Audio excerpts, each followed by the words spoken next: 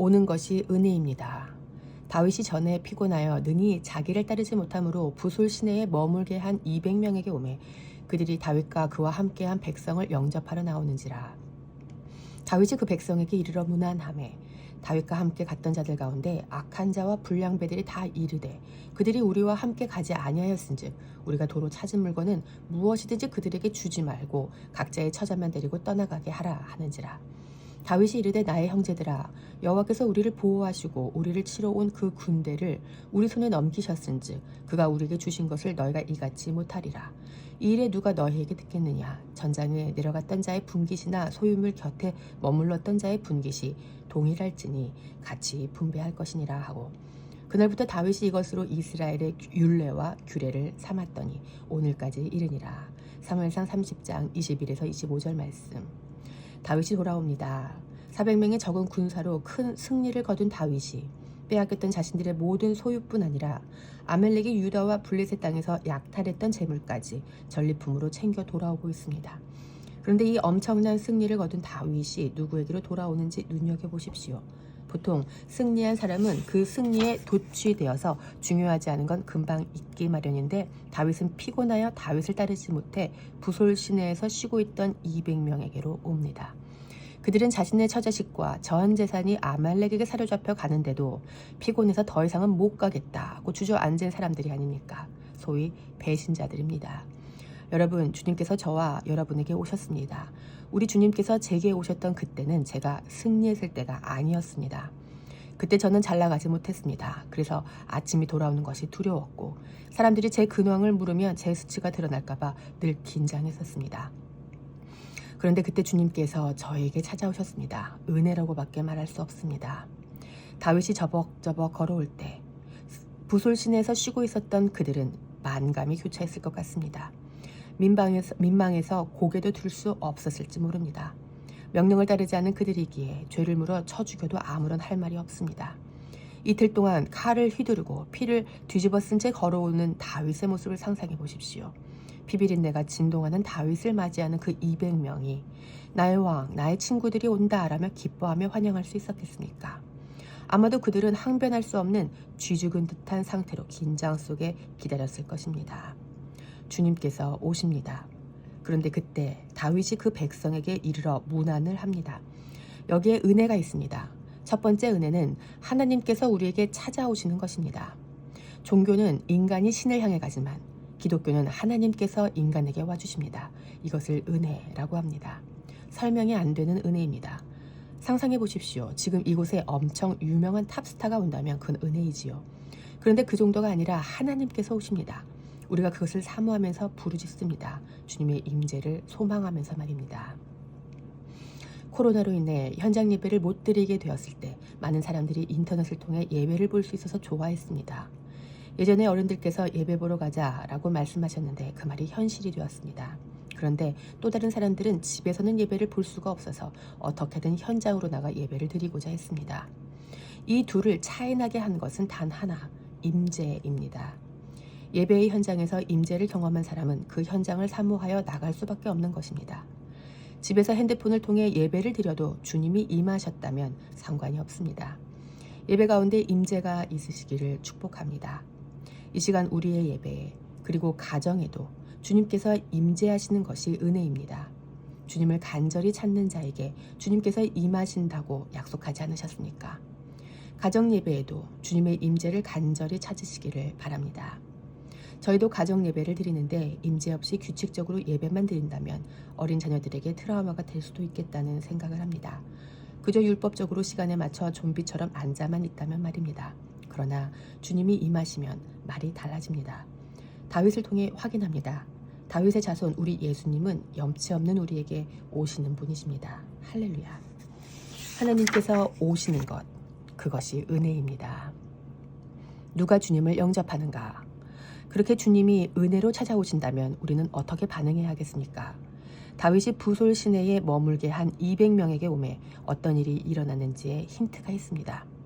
그들이 다윗과 그와 함께한 백성을 영접하러 나오는지라 다윗이 그 백성에게 이르러 문안하매 21절 무엇입니까? 이제 그들은 비로소 영접하러 나갈 수 있게 되었습니다.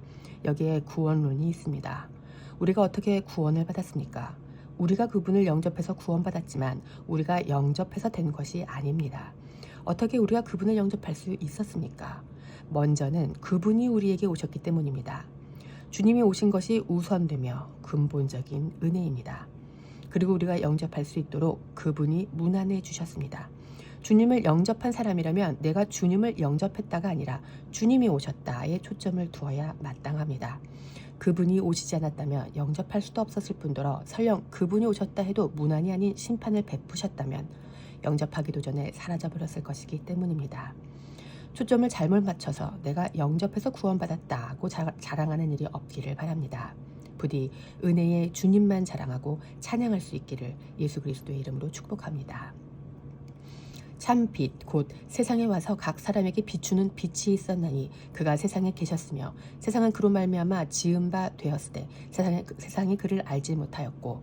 요한복음 1장 9에서 10절 말씀. 여기서 참 빛은 예수님을 가리킵니다. 그 빛이신 예수님께서 이 세상에 오셔서 각 사람에게 비추셨습니다. 그렇게 오셔서 비추셨는데 세상은 그를 몰랐답니다. 여기서 세상이란 열방을 뜻합니다. 이 열방은 예수님께서 만드셨는데 예수님을 모르는 것입니다. 바울도 골로새서에서 똑같이 이야기합니다. 그가 없이는 창조된 것이 아무것도 없습니다. 그분이 창조주이십니다. 모든 세계는 그로 말미암아 지은 바 되었습니다. 자기 땅에 오매 자기 백성이 영접하지 아니하였으나. 요한복음 1장 11절 말씀. 예수님께서 자기 땅에도 오셨다고 합니다. 자기 땅은 이스라엘을 뜻합니다. 자기 땅 이스라엘에 직접 오셨는데 자기 백성이 어떻게 했답니까? 영접하지 않았습니다. 그리고 십자가에 매달아 버렸습니다. 우리 주님이 세상에 오셨으나 세상은 그를 알지 못하고 영접하지 않았고 자기 땅 이스라엘에도 오셨으나 이스라엘이 영접하지 않았습니다. 그런데 영접하는 자가 있답니다. 이어지는 말씀을 보십시다. 영접하는 자, 곧 그 이름을 믿는 자들에게는 하나님의 자녀가 되는 권세를 주셨으니 이는 혈통으로나 육정으로나 사람의 뜻으로 나지 아니하고 오직 하나님께로부터 난 자들이니라. 요한복음 1장 12에서 13절 말씀. 열방도 영접하지 않았고 이스라엘도 영접하지 않았는데 영접하는 자가 있습니다. 그 자가 누구입니까? 곧 그 이름을 믿는 자들입니다. 이들은 이스라엘이나 열방, 그 혈통이나 육정에 제한받지 않습니다. 하나님의 자녀는 이스라엘만 되는 것도 열방만 되는 것도 아닙니다. 이제 이스라엘과 열방 안에서 하나님으로부터 난 자들이 나오는 것이며 그들을 가리켜서 그리스도인이라고 합니다. 이 그리스도인이 에베소서에 근거해서 한 세 사람이 됩니다. 이스라엘도 아니고 유대인도 아니고 이방인도 아닌 그리스도인, 이들이 바로 그분의 자녀가 됩니다. 이제 예수님께서 그분의 자녀들, 곧 하나님의 자녀들에게 아브라함의 약속을 이루어 가십니다. 여러분들이 그런 분이시기를 축복합니다. 구원은 혈통이나 육정으로나 사람의 뜻으로 나는 것이 아니라 하나님으로부터 말미암습니다. 이것을 은혜라고 합니다. 내가 구원을 받았다 해도 그것이 내 결단, 내 의지, 내 영접 등 나로 말미암지 않았습니다. 우리는 당신은 어떻게 구원받았습니까? 라는 질문에 딱 한 가지 대답만 할 수 있습니다. 나는 그냥 200명 중에 한 명입니다. 나는 내 몸뚱아리밖에 모르는 자였습니다. 그래서 나는 죽어 마땅한 자였는데 그분이 나에게 오셨습니다. 그래서 내가 할 수 있는 건 그분을 영접하여 받는 것뿐이었습니다. 그런데 더욱 놀라운 은혜가 있습니다. 다윗이 부솔 시내에 머물게 했던 200명은 피곤해서 낙오한 사람들이었습니다. 21절에서 피곤하여라고 번역한 히브리 말 파가르는 부솔 시내를 건너지 못한 이들의 상태를 묘사할 때 사용된 말로 몸이 지치고 피곤한 상태를 나타냅니다. 그런데 여기서 파생된 명사형 히브리어가 페게르인데 그 뜻이 무엇인지 아십니까? 바로 시체입니다. 저는 이 대목에서 엄청난 은혜를 경험했습니다. 다윗은 누구에게 온 것입니까? 거의 시체인 사람들에게 온 것입니다.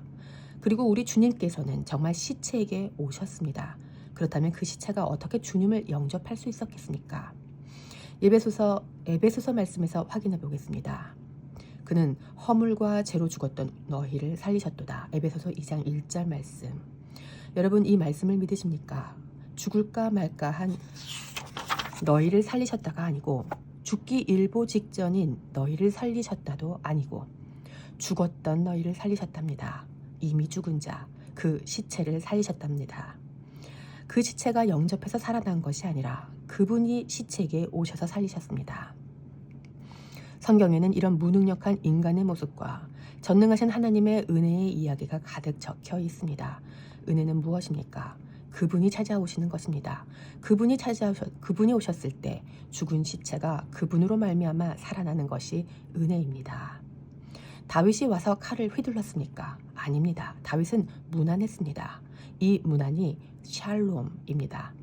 그분이 오셔서 저주하지 않으시고 평안하니 행복하니 밥 잘 먹고 있니? 이렇게 우리를 챙기셨기 때문에 우리가 평안한 것입니다. 이 모습, 이 그림은 예수님이 그대로 보여주십니다. 요한복음 20장 말씀입니다. 이날 곧 안식 후 첫날 저녁 때에 제자들이 유대인들을 두려워하여 모인 곳에 문들을 닫았더니 예수께서 오사 가운데 서서 이르시되 너희에게 평강이 있을지어다. 요한복음 20장 19절 말씀. 제자들의 마음 상태가 어떻습니까? 제자들은 지금 두려웠습니다. 예수님이 부활하셨는데도 말입니다. 그 두려움의 결과가 문들을 닫는 행동으로 이어집니다. 관계가 단절되는 이유가 두려움 때문일 수도 있겠다는 생각을 합니다. 건강하고 두려움이 없는 사람들은 다른 사람에게 열려있지 않습니까? 유대인들이 두려워서 문을 닫고 자신이 어디에 있는지 감추고 숨어있는 제자들에게도 놀랍게도 예수님이 찾아오셔서 가운데 서셨습니다. 그리고 꾸짖지 아니하시고 저주하지 아니하시고 믿음 없음을 책망하지 아니하시고 평강이 있을지어다 샬롬으로 인사하셨습니다. 그랬으면 제자들이 좀 나아져야 할 텐데 이 상태가 26절에도 똑같이 나옵니다. 여드레를 지나서 제자들이 다시 집 안에 있을 때에 도마도 함께 있고 문들이 닫혔는데 예수께서 오사 가운데에 서서 이르시되 너희에게 평강이 있을지어다 하시고 요한복음 20장 26절 말씀. 부활하신 예수님을 만났으면 담대하게 문을 열고 달려나가 외쳐야 될 것 아닙니까? 그런데 아직 안 되나 봅니다. 언제 문 열고 달려나가 외치는 일이 일어납니까? 성령님이 임하셨을 때 그 일이 일어났습니다. 예수님께서 승천하시고 성령님이 임하셨을 때 제자들은 담대하고 거침없이 복음을 전하기 시작했습니다. 하지만 요한복음 20장의 제자들은 부활하신 예수님을 처음 뵙고 난 후에도 여전히 숨어 있습니다. 그래서 예수님께서 일주일 만에 또 오십니다. 그래서 똑같이 가운데 서서 평안하냐고 또 물어보셨습니다. 제자들이 얼마나 민망했겠습니까? 그런데 이것이 은혜입니다. 두려워하고 있는 그들 가운데 반복해서 또 찾아오셔서 평안을 말씀해 주신 것입니다. 우리는 정말 형편없습니다. 우리는 매일 마음 먹어도 안 될 때가 더 많지만 주님께서는 그런 우리에게 또 찾아오셔서 괜찮아 샬롬이라고 인사해 주십니다. 그런데 이런 일이 계속 반복되면 내가 민망해서 주님을 떠나고 싶기도 합니다. 저는 청년 시절 수련회를 참 좋아했는데 그 수련회에서 회개하고 눈물 흘리고 결단하고 새롭게 시작하는 마음으로 돌아서서 또 죄 짓는 일이 반복되니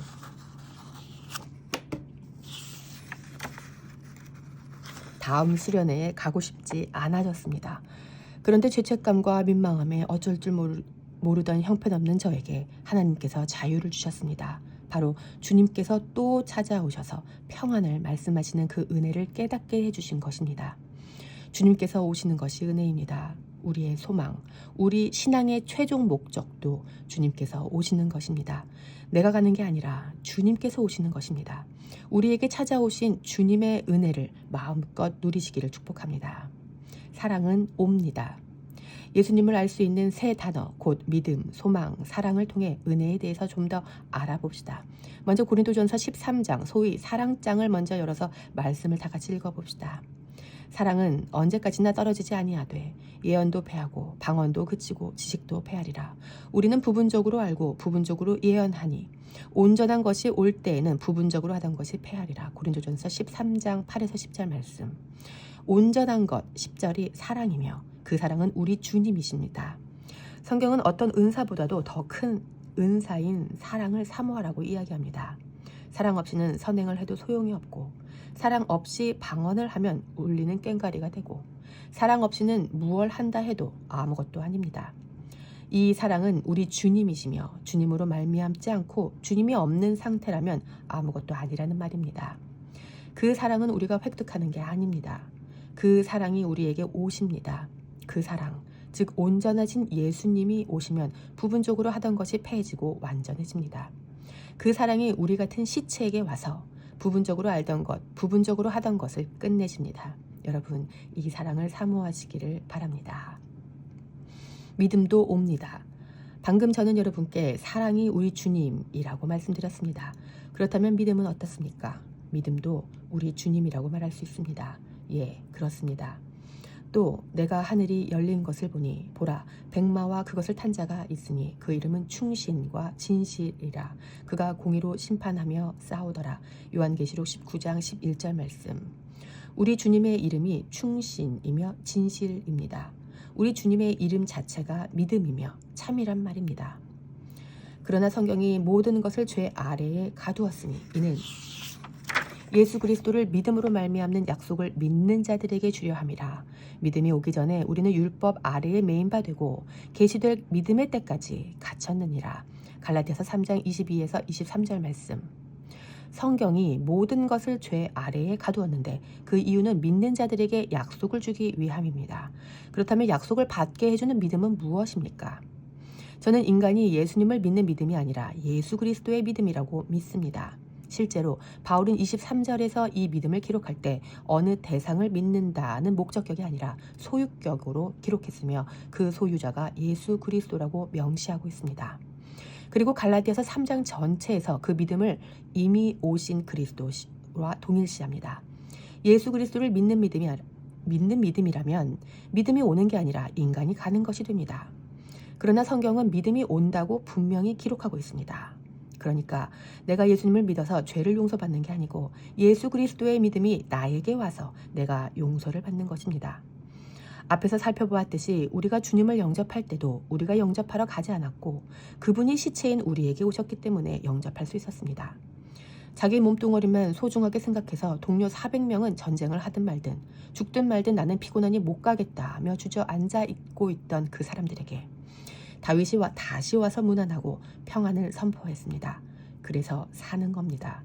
믿음도 마찬가지로 내가 그분을 믿어서 구원받고 죄 용서를 받지 못합니다. 그분이 믿음이 되셔서 그분의 신실함으로 우리가 구원을 받는 것입니다. 그래서 갈라디아서 3장 22절을 다시 번역하면 이렇게 됩니다. 그러나 성경이 모든 것을 죄 아래에 가두었으니 이는 예수 그리스도의 믿음으로 말미암는 약속을 믿는 자들에게 주려 함이라. 믿음이 오기 전까지는 율법 아래에 다 매여 있었습니다. 율법이 죄를 깨닫게 하므로 우리가 죄 아래 머물러 있었는데 믿음이신 예수님이 오시면 거기서부터 자유가 시작되는 것입니다. 부솔 시내에 머물렀던 그 200명이 죄책감 아래 거기 묶여 있었습니다. 죽어도 할 말이 없었습니다. 돌아온 처자식들이 전투에서 보이지 않던 자기 남편, 자기 아버지를 찾을 때 얼마나 민망하겠습니까? 인간의 양심, 그 법 아래 갇혀있기 때문에 얼굴을 들 수가 없습니다. 그런데 그 믿음이 와서 거기에서부터 그들을 풀어주는 것입니다. 믿음이 오기 전까지는 안 됩니다. 이 믿음이 누구십니까? 바로 우리 예수님이십니다. 슐려는 다음과 같이 말했습니다. 믿음은 구원의 수단, 그 자체로서 또한 구원의 원리이다. 그러나 그리스도는 믿음의 근거이다. 구원의 근거가 계시됨으로써 또한 거기에 구원의 수단도 있다. 그리스도 예수는 자신의 오심으로 믿음을 하나님에게로 향하는 새로운 통로로서 객관적으로 정의시킨다. 예수님의 믿음이 무엇을 하셨습니까? 아버지 앞에 순복하셔서 십자가에 달리셨습니다. 십자가에 달리신 그 행위 자체가 예수님의 믿음이 됩니다. 그래서 24절이 이렇게 증언합니다. 이같이 율법이 우리를 그리스도께로 인도하는 초등교사가 되어 우리로 하여금 믿음으로 말미암아 의롭다함을 얻게 하려 함이라. 갈라디아서 3장 24절 말씀. 우리가 의롭다함을 얻은 것은 믿음으로 말미암았는데 이 믿음은 내가 믿는 믿음이 아닙니다. 믿음이신 예수님이 우리에게 오심으로 인해 우리가 비로소 의롭다 칭함받게 되는 것입니다. 바로 이것이 은혜입니다. 예수님을 믿음의 대상으로 보기 이전에 믿음의 원천으로 볼 수 있으시기를 축복합니다. 그러면 우리의 신앙생활도 은혜 아래 더욱 공고하며 안전해집니다. 소망도 옵니다. 우리가 성령으로 믿음을 따라 의의 소망을 기다리노니 갈라디아서 5장 5절 말씀. 사랑과 믿음에 이어 소망도 기다린답니다. 소망을 기다린다는 말은 소망도 온다는 뜻입니다. 그래서 믿음, 소망, 사랑은 다 오는 것입니다. 애초부터 나에게는 이런 것들이 없기 때문에 외부로부터 와야만 합니다. 이 믿음, 소망, 사랑이라는 추상적인 개념을 구체적인 한 단어로 예수님이라고 말할 수 있습니다. 소망도 예수님, 믿음도 예수님, 사랑도 예수님이십니다. 우리 예수님께서 죽은 자에게 오셔서 시체를 살려내셨음을 기억하십시다. 구원받은 백성들의 신앙생활에 사랑과 믿음과 소망을 이렇게 적용할 수 있겠습니다. 신앙생활은 믿음이신 예수님이 오셔서 죄책감과 법 아래 묶여있던 우리를 건져내시면서 시작됩니다. 그리고 사랑이신 예수님이 오셔서 우리가 주님과 사랑하며 이 땅을 살아가게 하십니다. 그리고 소망이신 예수님이 오셔서 우리가 헛된 것들을 소망하지 않고 다시 오시기로 약속하신 주님만을 소망하면서 살아가게 하십니다. 이것이 은혜로 말미암아 거듭난 하나님의 백성들의 삶의 양태입니다. 이것을 잘못 이해하면 내가 믿어서 천국 가는 것이 신앙생활의 목적이 되어버립니다. 예수님의 십자가를 믿기는 믿습니다. 그래야 내가 죄 용서 받기 때문입니다. 그런데 그곳에 예수님은 없습니다. 예수님의 목적이 아니라 수단이 되어버린 것입니다. 예수님을 사랑하기는 사랑합니다. 왜냐하면 사랑하지 않으면 자기가 저주를 받을까 두렵기 때문입니다. 이렇게 나의 유익을 위해서 하는 사랑은 예수님이 원하는 사랑이 아닙니다. 소망도 마찬가지입니다. 소망의 대상이 우리 예수님이 아니라 천국이라면 그건 기독교가 아닙니다. 기독교의 모든 것은 예수님으로 기결됩니다. 믿음이신 그분이 오셔서 구원을 받고 사랑하신 그분이 오셔서 그분을 사랑하게 되고 다시 오시겠다고 약속하신 그 하늘 소망을 가지고 오늘을 사는 것입니다. 우리가 먼저 그분을 사랑한 게 아니라 그분이 먼저 우리를 사랑하셨습니다. 사랑은 여기에 있습니다. 많은 이단들의 끝이 자신의 영생과 자신의 천국으로 귀결됩니다. 소위 재림 예수를 믿어야 영생을 얻을 수 있다고 유혹하는 목소리에 속지 마시고 예수님만을 소망하시기 바랍니다. 예수님이 오십니다. 내 생물은 각각 6날개를 가졌고 그 안과 주위에는 눈들이 가득하더라. 그들이 밤낮 쉬지 않고 이르기를 거룩하다 거룩하다 거룩하다 주 하나님 곧 전능하신 이여 전에도 계셨고 이제도 계시고 장차 오실시라 하고. 요한계시록 4장 8절 말씀. 이 말씀을 쉽게 넘기지 마시고 주의 깊게 살펴보십시다. 거룩하다 거룩하다 거룩하다라고 밤낮 쉬지 않고 찬양받으시는 그 주 하나님이 누구신고 하니 전능하신 이, 이제도 계시고 장차 오실 이 은혜의 주님이십니다. 그런데 오실 이가 누구라고 이야기하는지 아십니까? 이것들을 증언하신 이가 이르시되 내가 진실로 속히 오리라 하시거늘 아멘 주 예수여 오시옵소서. 요한계시록 22장 20절 말씀.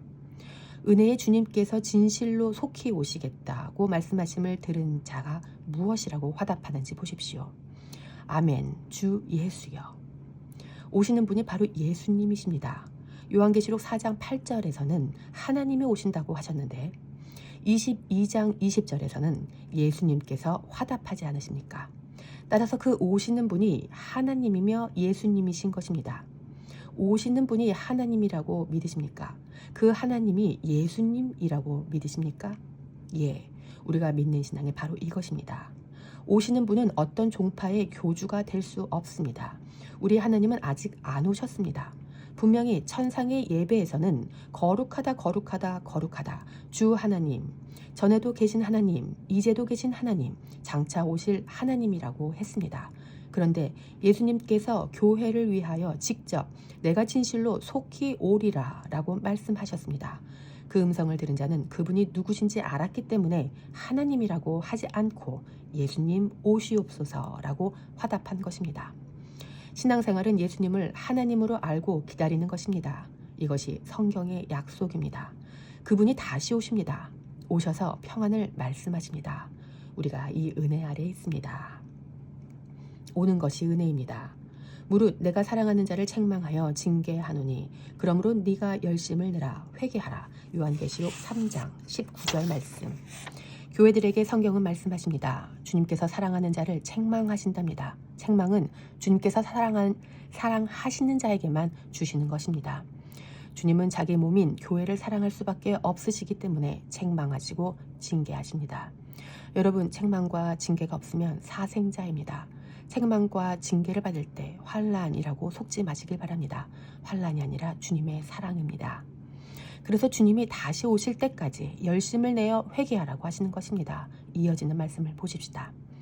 볼지어다 내가 문 밖에 서서 두드리노니 누구든지 내 음성을 듣고 문을 열면 내가 그에게로 들어가 그와 더불어 먹고 그는 나와 더불어 먹으리라. 요한계시록 3장 20절 말씀. 이 말씀은 구원받은 무리인 교회에게만 하시는 말씀입니다. 주님과 연합된 에클레시아 말입니다. 이 말씀은 구원받지 않은 자가 어떻게 하면 구원받을 수 있나 하는 방법론에 대한 것이 아닙니다. 믿음이신 주님, 사랑이신 주님, 소망이신 주님이 오셔서 이미 구원하고 사랑해 주시는 사람들을 향해 책망하시는 말씀입니다. 너 지금 미지근하구나. 너 지금 교회답게 살지 못하고 있구나. 아버지의 따뜻한 음성이 들리십니까? 내가 지금 문 밖에 서서 라는 말은 이미 다 오셨다는 이야기입니다. 문 앞까지 다 오셔서 두드리신다는 말씀입니다. 우리 주님이 문 밖에 계심을 감지하면 그분을 사랑하고 믿고 소망했던 자들은 어떻게 하겠습니까?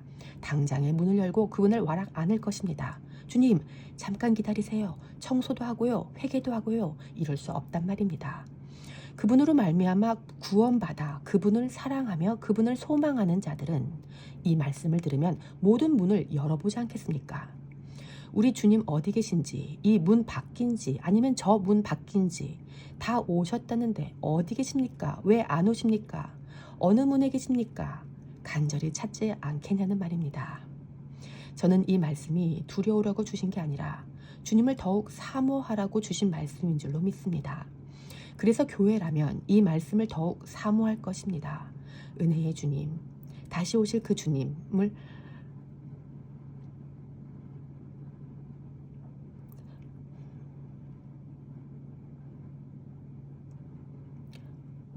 와락 껴안고 그분을 먹고 그분 안에서 더불어 함께 매일매일을 살아갈 것입니다. 그러다가 진짜 주님이 오시면 온 열방이 다 알도록 우리 주님이 오신다면 우리는 기쁨으로 주님을 맞이할 것입니다. 은혜는 오는 것입니다. 동료와 처자식을 외면하던 죽어마땅한 200명의 죄인에게 다윗이 왔습니다. 이제 다윗의 자손 예수 그리스도가 그 민망한 자들에게 오실 것입니다. 우리는 애초부터 죽은 자였으나 그분이 사랑이시기 때문에 오셔서 사랑해 주셨습니다. 믿음 없는 자들에게 믿음이신 그분이 오셔서 우리의 믿음 생활을 시작하게 하셨습니다. 여전히 천국, 영생, 세상의 부귀영화 같은 헛된 소망만 품고 있는 우리에게 소망이신 그분이 오셔서 매일매일 주님만 바라보도록 바꿔가십시다. 소망의 주님은 또 약속하십니다. 내가 전에도 있었고 지금도 너와 함께하고 장차 오기를 약속한 하나님이란다. 내가 이제 곧 올 것이란다. 이 약속을 안 자들은 이제 문 밖에 오신 주님을 환영할 것입니다. 주님을 사모하십시다. 그날에 우리는 모두 주님을 끌어안고 기뻐할 것입니다. 그러니 오늘 그 주님을 와락 껴안으십시오. 자신의 연약함으로 인해 범죄한 현장 가운데서 낙심하지 마시고 이미 오신 주님을 믿고 샬롬을 누리고 그분을 사랑하며 곧 오실 예수님만을 소망하며 살아가실 수 있기를 예수 그리스도의 이름으로 축복합니다.